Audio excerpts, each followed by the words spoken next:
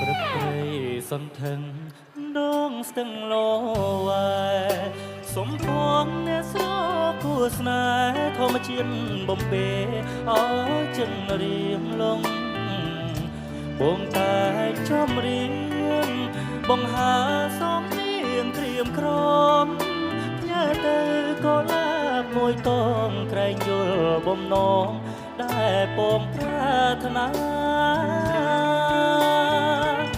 អូនដើរគយគុណផ្កាតាមដងស្ទឹងរំបងឆោលួចសំលឹងសំរងប្រលឹងស្រងលើបោផា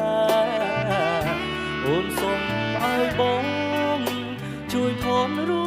បឲ្យជីវ៉ាអូនចេះខ្មែរភាសានោមដួងចិន្តាប្រាថ្នាលើស្រី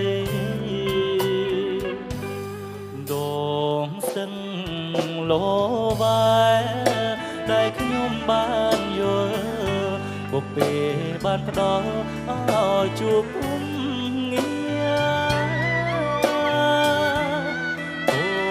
ឡាបលោវ៉ែកូនកាត់កម្ពុជាគ្រប់ពេលនឹងគ្រាពេលនឹកស្រមៃបើសិនរូបបងប៉ិនមានវាសនាសូមស្ទឹងជួយចាំសន្យានឹងថែបុប្ផាមិនឲ្យកំព្រី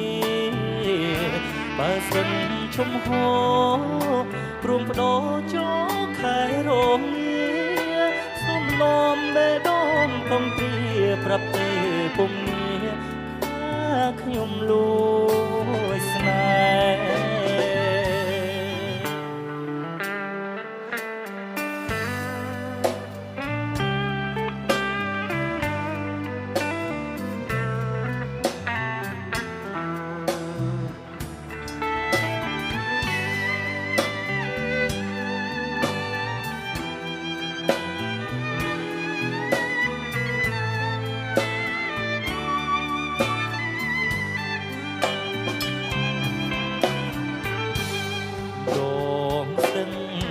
លោ